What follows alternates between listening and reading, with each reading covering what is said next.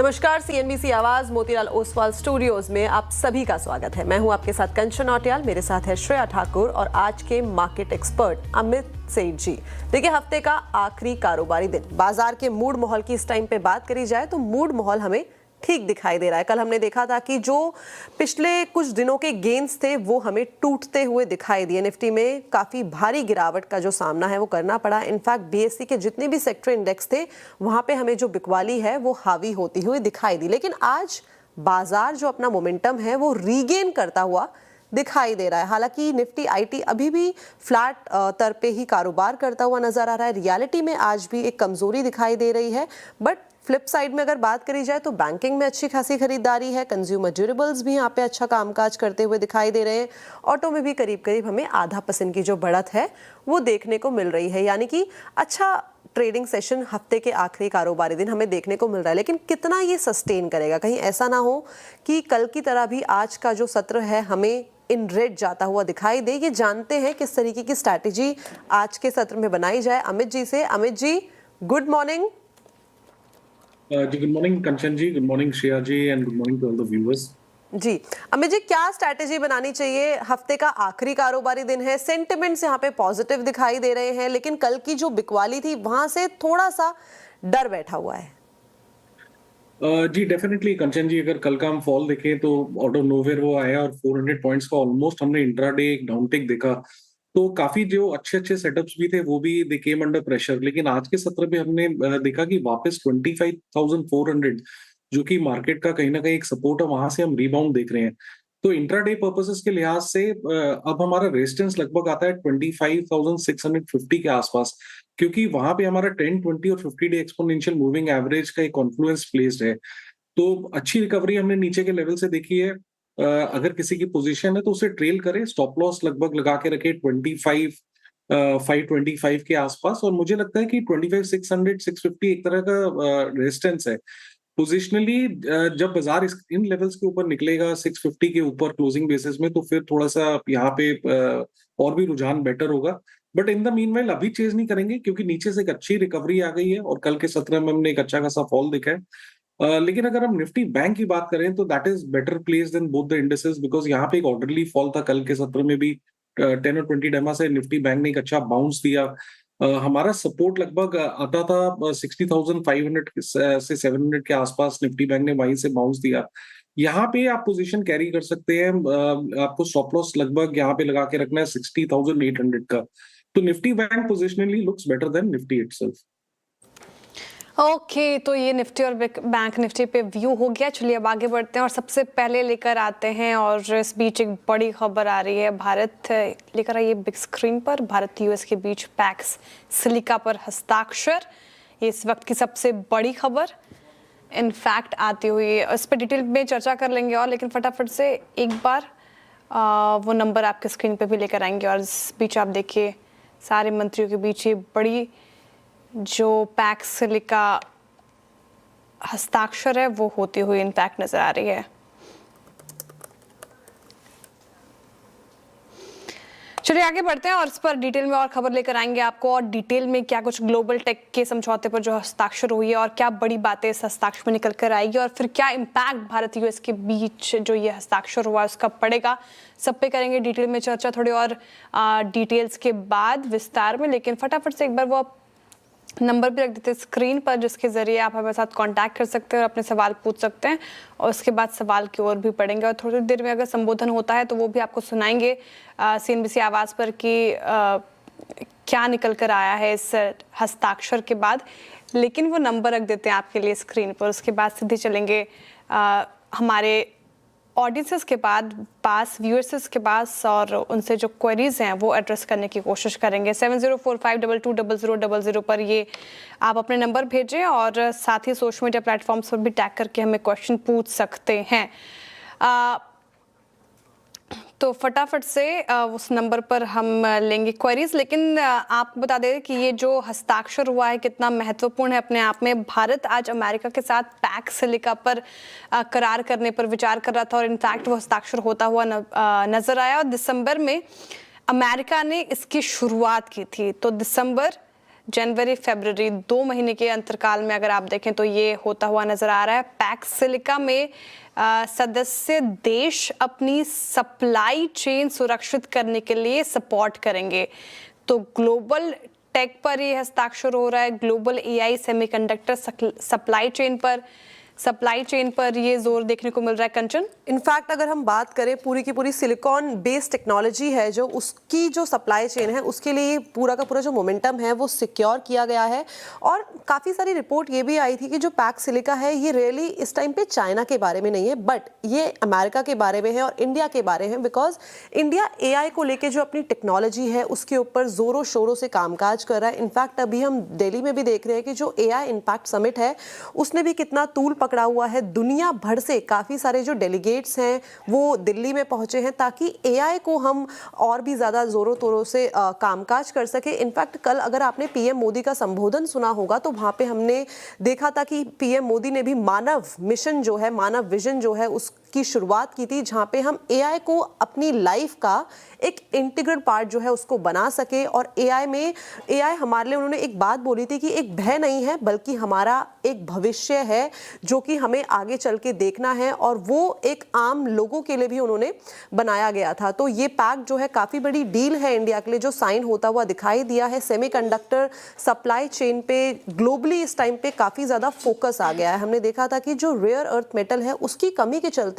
यहाँ पे कितना क्रंच आया था, लेकिन अब इंडिया और बाकी की जो ग्लोबल कंट्रीज भी हैं वो इस टाइम पे फोकस कर रही है कि जो सेमीकंडक्टर है, हम जानते हैं कि जो सेमीकंडक्टर है उसका कितने अलग अलग चीज़ों में कामकाज होता है, चाहे हम वो मोबाइल फ़ोन की बात कर लें या फिर इस टाइम पे हम बात कर लें ऑटोमोबाइल की, तो हर जगह सेमीकंडक्टर का यूज़ जो है वो होता हुआ दिखाई देता है। लेकिन अब ये अच्छी खबर निकल के आई है कि सेमीकंडक्टर की जो सप्लाई चेन है वहाँ पे उसको सिक्योर करने के लिए ये जो इंडिया और अमेरिका के बीच में पैक्ट है वो होता हुआ दिखाई दिया है। जो पहले हमें क्रंचेस देखने को मिले थे कि चाइना के पास सबसे ज़्यादा रेयर अर्थ मेटल का जो भंडार है वो रखा हुआ है, लेकिन अब वहाँ से भी जो डेवलपमेंट्स है वो होती हुई दिखाई दे रही है। अब इंडिया जो है वो केवल किसी स्पेसिफिक कंट्री के ऊपर नहीं बल्कि जो अपनी जो सप्लाई चेन है उसको ग्लोबली और भी लीड करता हुआ दिखाई दे रहा है। तो काफी बड़ी खबर हमें आती हुई दिखाई दे रही है। इस वक्त की सबसे बड़ी खबर है। और इनफैक्ट हमारे दर्शकों को बता दें कि ये पैक्स सिलिका अलायंस है क्या, तो भारत जल्द ही, दिसंबर में इसकी शुरुआत की गई थी और भारत जल्द ही पैक्स सिलिका अलायंस में शामिल होने वाला है इनफैक्ट। और भारत में अमेरिका के जो राजदूत सर्जियो गोर ने ये दिसंबर में, आपको याद होगा, ऐलान किया था कि भारत को अगले महीने यानी कि दिसंबर में ऐलान हुआ था तो जनवरी फरवरी की बात कही गई थी कि पैक्स सिलिका अलायंस में फुल मेंबर के तौर पर शामिल किया जाएगा, इनवाइट किया जाएगा, और वही अभी हस्ताक्षर होता हुआ नजर आ रहा है। और ये अमेरिका की, आपको बता दें कि अगुवाई वाला अलायंस है जिसका मकसद है कि एक सुरक्षित, मजबूत और साथ ही इनोवेशन आधारित सिलिकॉन सप्लाई चेन बनाया जा सके। तो ये जो अलायंस है इसका मकसद क्या है, मोटिव क्या है? सुरक्षित, मजबूत और साथ ही इनोवेशन पर आधारित सिलिकॉन सप्लाई चेन बनाना। तो इस वक्त की सबसे बड़ी खबर, भारत यूएस के बीच ये स्ट्रेटेजिक साझेदारी होती हुई नजर आ रही है। अब देखते हैं कि मार्केट इस पर कैसे रिएक्ट करता है। हालांकि अभी बैंक निफ्टी जैसे कि परफॉर्म कर रहा था वैसे ही परफॉर्मेंस वहां पे भी देखने को मिल रही है और निफ्टी डेज हाई की तरफ ही हुआ। अब तो बैंक निफ्टी 400 अंकों की बढ़ोतरी के साथ कर रहा है कारोबार। लेकिन फटाफट से जो हम वो बता रहे थे कि क्वेश्चन आप भेजे फटाफट से, तो वो क्वेश्चंस भी अब आ रहे हैं और हमारे साथ जुड़ रहे हैं अब अभिजीत दत्ता जी कोलकाता से। अभिजीत जी गुड मॉर्निंग और स्वागत है आपका सीएनबीसी आवाज पर। बताएं आपका सवाल सर। गुड मॉर्निंग मैडम, मैंने CDSL खरीदा था जून 2025 में, तो 102@1668। ठीक है, तो क्या पूछना चाह रहे हैं अभिजीत जी? लंबी अवधि का नजरिया आपका या छोटी अवधि का नजरिया है? नहीं, लंबी अवधि का, 2-3 साल, इवन 5 years ऑल्सो। ठीक है, तो 1668 आपकी खरीद बताई आपने और 1323 पे कर रहा है कारोबार। तो लॉस हो गया CDSL में इनको अमित जी। अब सवाल ये कि कैपिटल मार्केट स्पेस में हमने थोड़ा तो वोलेटिलिटी देखी है, उतार चढ़ाव देखा है। हालांकि अभी भी अगर बात करें तो थोड़ा स्टॉक स्पेसिफिक होने की बात होती है कैपिटल मार्केट स्पेस में। तो CDSL कैसा लगता है आपको? साथ ही इन लॉस के साथ अब क्या करें? होल्ड कर सकते हैं या फिर लॉस कम करने के लिए मतलब थोड़ी बिकवाली करनी चाहिए जब भी थोड़ा मौका मिले? आपकी स्ट्रैटेजी क्या होगी, रणनीति क्या होगी? जी श्रेया जी, पहले तो कोई भी, जैसे मैं पहले भी कहा हूं कि कोई भी इन्वेस्टमेंट करें, चाहे वो लॉन्ग टर्म के लिए भी हो, एक स्टॉप लॉस जरूर लगाएं। नहीं तो फिर ऐसी परिस्थितियां देखनी पड़ती है। But having said that, CDSL का ओवरऑल स्ट्रक्चर वीक है। डेली चार्ट्स में ये 200 एमआ के नीचे ट्रेड कर रहा है और कंटिन्यूअसली यहाँ पे थोड़ा सा प्रेशर बना हुआ है। लेकिन लॉस इन्होंने बुक किया नहीं है, और जिस जोन में भी स्टॉक आ चुका है ये वीकली सपोर्ट एरिया है। तो वीकली सपोर्ट एरिया में अभी एग्जिट करने की सलाह नहीं है। ऑब्वियसली थोड़ा सा मोमेंटम नहीं है। मोमेंटम यहाँ पे तब आएगा जब स्टॉक 1400 के ऊपर निकलेगा। लेकिन इन द मीनवाइल, क्योंकि हमारा एक वीकली सपोर्ट एरिया है, तो इन जोन्स में अब लॉस बुक करने की सलाह नहीं है। और जैसा कि इन्होंने कहा कि नजरिया लॉन्ग टर्म का है, तो एक 1250 का स्टॉप लॉस लगाए और इसे होल्ड करे। मोमेंटम यहाँ तभी बनेगा जब ये स्टॉक 1400 1425 के ऊपर निकलेगा। ओके 1400 या फिर 1425 के ऊपर अगर निकलता है तो एक शानदार मोमेंटम जो है वो हमें बनता हुआ दिखाई दे सकता है। आगे बढ़ा जाए, अगले दर्शक हमारे साथ जुड़े हैं गुजरात से, Chetan ji. Chetan ji, good morning. Good morning madam. जी बताइए, क्या सवाल? मेरे पास मैडम नाल्को के 3400 शेयर है 71 रुपीज के रेट से। अरे बढ़िया। और केपीआईटी के शेयर है मेरे पास 1479 के प्राइस से 50 शेयर है। तो दोनों शेयर में अभी मैं क्या करूं मैडम? ओके, मेरा लॉन्ग टर्म का है। लॉन्ग टर्म का पर्सपेक्टिव है और नाल्को के जैसे आपने बताया 71 की बाइंग है और 3400 शेयर्स है पोर्टफोलियो में। क्या शानदार मुनाफा ऑलरेडी आपको यहाँ पे हो गया है और अभी भी आप लॉन्ग टर्म पर्सपेक्टिव के लिए यहाँ पे रुके हुए हैं। अमित जी, क्या करा जाए? जी देखिए, नाल्को का स्ट्रक्चर डेफिनेटली पॉजिटिव है। स्टॉक ने रिसेंटली एक हाई लगभग 427 का बनाया और उसके बाद हम यहाँ पे एक लगातार पुलबैक और प्रॉफिट बुकिंग स्टॉक में देख रहे हैं। स्ट्रक्चर पॉजिटिव है, लेकिन स्टॉक रेस्ट कर रहा है अपने 50 डे एक्सपोनेंशियल मूविंग एवरेज पे, जो कि लगभग 340 के आसपास आता है। पुलबैक मोड में है। 340 अगर टूटेगा तो maybe we can visit 320 325, जो एक ऑर्डरली मूवमेंट है स्टॉक में। तो थोड़ा सा मुनाफा हम यहाँ पे बांध सकते हैं और बैलेंस पोजीशन को आप होल्ड करें 320 के स्टॉप लॉस के साथ। और रही बात केपीआईटी टेक की, देखिए यहाँ डेफिनेटली स्ट्रक्चर बहुत वीक है। स्टॉक कंटिन्यूअसली लोअर हाइज बना रहा है। जब मार्केट में किसी भी प्रकार की कोई भी रिकवरी भी आती है तो ये स्टॉक अंडर परफॉर्म कर रहा है। और इनफैक्ट ये अपना जो नियरेस्ट मूविंग एवरेज है, 10 डे मूविंग एवरेज भी पिछले एक महीने से क्रॉस नहीं कर पा रहा है। तो कोई भी उछाल है तो यहाँ से केपीआईटी से अब निकलने की कोशिश करें। केपीआईटी टेक से कोई भी उछाल आए तो निकलने की कोशिश करें और नाल्को पर व्यू हो गया है। अगली कॉलर की तरफ चलते हैं। हमारे साथ जुड़ रहे हैं डीसी शर्मा जी लखनऊ से। डीसी जी, स्वागत है आपका सीएनबीसी आवाज पर। नमस्कार शर्मा जी, बताएं सवाल आपका। कोई बात नहीं, उनसे रब्ता नहीं हो पा रही, लेकिन उनका सवाल मेरे पास है। लखनऊ से वो हमारे साथ जुड़े थे और सवाल पूछ रहे थे पैरादीप फॉस्फेट्स पर। और यहाँ पर लॉस हो रहा है उनको 21 रुपये प्रति शेयर से ज़्यादा का लॉस। 140 दिन की खरीद है अमित जी, और 118 पे कर रहे हैं कारोबार। हालांकि आज निचले थोड़ा सा रिकवरी दिखाने की कोशिश की है, लेकिन कोई भी चार्ट देखूं मैं, एक महीने का 10% ज़्यादा की करेक्शन, इनफैक्ट 6 महीने में 45% करेक्ट हो गया है। क्या करना चाहिए?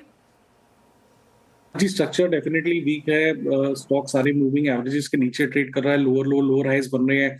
इनफैक्ट डेली चार्ट्स में जब ये स्टॉक ने 130 के लेवल्स तोड़े तो यहाँ पे वीकनेस थोड़ी सी बढ़ गई है। तो वीकनेस को देखते हुए थोड़ा सा ओवरसोल्ड जरूर है, क्योंकि एक 7-8 दिनों की गिरावट देखी है। तो कोई भी उछाल है जहां पे आपका लॉस कम हो तो यहाँ से भी आप एग्जिट करने की कोशिश करें। ओके, तो ये थी राय पैरादीप फॉस्फेट के ऊपर। चलिए आगे बढ़ा जाए और दिल्ली से जितेंद्र जी हमारे साथ जुड़े हैं। Jitendra ji, good morning. Good morning ma'am. जी बताइए। मेरा सवाल था बीपीसीएल पे, लॉन्ग टर्म के लिए 5 ईयर के लिए। ओके। 216 पे लिया हुआ है 100 शेयर। ठीक है, लॉन्ग टर्म के लिए 216 अच्छा प्रॉफिट यहाँ पे होता हुआ दिखाई दे रहा है, करीबन 150 रुपये प्रति शेयर। और आज की अगर बात करी जाए थोड़ा सा डाउन ट्रेंड में है। इनफैक्ट जो ब्रेंट क्रूड 72 के ऊपर निकला है, उसके बाद जो डाउन ट्रेंड कंपनीज है यहाँ पे थोड़ा सा पेन दिखाई दे रहा है। लेकिन आगे की ट्रेजेक्ट्री अमित जी कैसी लग रही है? जी, बीपीसीएल का स्ट्रक्चर इंटैक्ट है। डेली चार्ट्स अगर हम देखें तो यहाँ पे एक अच्छा हायर लो फॉर्मेशन है। थोड़ा सा प्रॉफिट बुकिंग और पुलबैक जरूर है इस समय due to crude, but overall structure positive है। जैसे कि इन्होंने कहा कि इनका नजरिया लॉन्ग टर्म का है, तो फिर हम वीकली सपोर्ट के आसपास जाएंगे। वीकली सपोर्ट हमारा 347 के आसपास आता है, तो आप 347 का स्टॉप लॉस लगाएं और बीपीसीएल को होल्ड करें। ओके 347 का आपको लगाना होगा स्टॉप लॉस और यहाँ पे आप होल्ड करके चले। चलिए वक्त है कुछ सोशल मीडिया क्वेरीज को भी एड्रेस करने को, और मेरे पास जो सवाल आया है वो युवराज सिंह का आया है, और वो अभी थोड़ी देर पहले सीडीएसएल की चर्चा हो रही थी अमित जी, अब सवाल आ गया एनएसडीएल पर। चार्ट थोड़े कम होंगे आपके पास, लेकिन 1045 पर इनकी खरीद है, 33 शेयर्स हैं, थोड़ा लॉस झेल रहे हैं एनएसडीएल में, क्या किया जाए?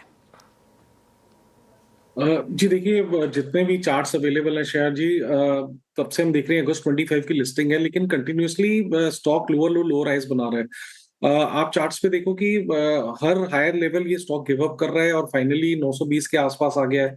एक महीने पहले की बात करें तो लगभग 1050 के ऊपर था।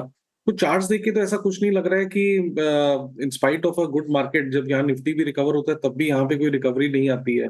तो चार्ट्स तो देखिए प्योरली वीक है, तो कोई भी उछाल आए तो यहाँ पे आप निकलने की कोशिश करें, या फिर मैं एक सलाह दूंगा कि अगर कोई हमारा जैसे कोई फंडामेंटल शो होता है, किसी फंडामेंटल विशेषज्ञ से अगर आप सलाह लें तो वो ज्यादा बेटर रहेगा, क्योंकि चार्ट्स काफी डेटा काफी कम है यहाँ पे। ओके तो फंडामेंटली एक बार वापस से हम इसको एड्रेस करने की कोशिश करेंगे। ये थी राय एनएसडीएल के ऊपर, बिकॉज चार्ट्स थोड़े से यहाँ पे हमें कम दिखाई दे रहे हैं। चलिए अगला सवाल जो है वो दिव्य जी का आया है। अमित जी, इनके पास ना वारी रिन्यूएबल के शेयर्स हैं 1660 और 880 की जो है बाइंग की गई है, यानी कि on an average same current market price पे खरीदारी, क्या करा जाए? जी मैं तो कहूंगा कि प्राइस ऑलमोस्ट सेम है, तो अब यहाँ से निकल जाएं, क्योंकि देखिए ये स्टॉक 10-20 डेमा सबके नीचे है, और इनफैक्ट अगर आप 2025 का अक्टूबर का हाई देखें तो 1364 का हाई बनाया था। कंटिन्यूअसली यहाँ पे एक प्रेशर रहा है, ओवरऑल ट्रेंड यहाँ पे डाउन है, और इनफैक्ट अगर 870 865 टूटता है तो फिर एक हम नया फॉल देखेंगे यहाँ पे। तो एक वीक चार्ट में रहने की सलाह नहीं है, लॉस भी कुछ विशेष नहीं है, अभी निकल जाएंगे तो ज्यादा बेटर रहेगा। वारी रिन्यूएबल, ये फिलहाल यहाँ पर ये निकलने की सलाह। अच्छा, एक जो सवाल है चौधरी साहब करके हमारे यूजर नेम में आशीष सिंह जी का सवाल है। अच्छा, ये लगातार कुछ सत्रों से सवाल पूछ रहे हैं, तो आशीष सिंह जी अगर आपने आज हमारे साथ जुड़े हुए हैं और ये शो देख रहे हैं तो आपका सवाल एड्रेस कर रहे हैं आज। अपोलो माइक्रो सिस्टम्स लेकर आई एक बार स्क्रीन पर, अपोलो माइक्रो सिस्टम्स पर इनका सवाल है, और मिड टर्म व्यू जानना चाह रहे हैं। क्या करना चाहिए? खरीद जो इनकी है वो 282 की अमित जी, 400 शेयर्स इनके पास। जी देखिए, एग्जैक्टली मेक और ब्रेक लेवल पे है Apollo micro systems. Weekly chart में लगभग सपोर्ट यहीं 220 225 के आसपास आता है। डेली चार्ट्स पे भी अगर हम देखें तो एग्जैक्टली 200 डेमा पे रेस्ट कर रहा है। अगर होल्ड करना है तो इसका स्टॉप लॉस आपको 220 लगाना होगा, लेकिन अगर 220 टूटता है तो आप डेफिनेटली यहाँ से निकल जाइएगा। बुलिशनेस स्टॉक में तभी आएगी जब ये स्टॉक 255 के ऊपर निकलेगा, तो 220 का स्टॉप लगाएं और इसे होल्ड करें। ओके तो यहाँ पे होल्ड करने की सलाह, और बाजार में लोअर लेवल से अच्छी रिकवरी जो है वो देखने को मिल रही है। सेंसेक्स करीब 700 पॉइंट रिकवर हो गया है डे लो के स्तर से, और निफ्टी भी इस टाइम पे 25,600 के आंकड़े को पार करता हुआ दिखाई दे रहा है। क्विकली एक दूसरा क्वेश्चन लिया जाए, मैंने फोन ही बंद कर दिया क्वेश्चन लेने के लिए। इनका सवाल, नताशा का सवाल है निपॉन इंडिया ETF के ऊपर 300 शेयर्स है अमित जी इनके पास पोर्टफोलियो में, and buying price is 175, long term का होराइजन है, क्या करा जाए? आई एज्यूम ये निफ्टी 20 की बात कर रहे हैं, जिसका प्राइस सिल्वर अभी 20, सिल्वर सिल्वर 20 नहीं, सिल्वर 20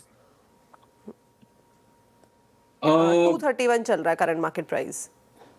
जी देखिए, कमोडिटी है, it's purely on the price of silver, and मैं इक्विटीज ही ट्रैक करता हूं, तो यहाँ थोड़ा जवाब देना मुश्किल हो जाएगा। Okay no issue. और क्विकली एक सवाल मैं ले लेती हूँ स्विगी के ऊपर। आज ये सवाल नहीं आया है, लेकिन आज इसके ऊपर न्यूज़ आई है कि जो इनका कोई कॉमर्स बिजनेस है स्नैक को, ये डिसकंटिन्यू कर रहे हैं because of the profitability issue. इसके ऊपर क्विकली एक आप चार्ट चेक दे दीजिए। जी देखिए, स्विगी ऑफ लेट थोड़ा सा डाउन ट्रेंड में था। थोड़े दिनों पहले हमने यहाँ पे एक रिकवरी देखी, बाउंस देखी, जिसने होल्ड लिया 353 के आसपास, जो कि हमारा 50 डेमा है। वहां से हम वापस स्लाइड देख रहे हैं, स्टॉक ने वापस 10-20 डेमा ब्रेक कर दिया है। तो अगर ये क्विकली 340 के ऊपर नहीं निकलता है तो यहाँ पे वीकनेस बढ़ेगी, और मेरे ख्याल से जो प्रीवियस लोज हैं 300 के, वो स्टॉक वापस टेस्ट कर सकता है। ठीक है, स्विगी पे थोड़ा सा अभी कॉशियस व्यू और स्ट्रेंथ नजर नहीं आ रही, वीक लग रहा है चार्ट। बहुत शुक्रिया अमित जी आज हमारे साथ जुड़ने के लिए, तमाम सवालों के जवाब देने के लिए, और दर्शकों का भी बहुत बहुत आभार इस तादाद में हमसे जुड़ने के लिए, अपने सवाल पूछने के लिए। और जिनके भी सवाल रह गए होंगे कल फिर से हम एड्रेस करेंगे ट्रेडर्स हॉटलाइन में, इनफैक्ट सोमवार को। तो फिलहाल शो से इतना ही। अब एक छोटा सा ब्रेक के उस पार देखिए खिलाड़ी नंबर 1 आशीष के साथ।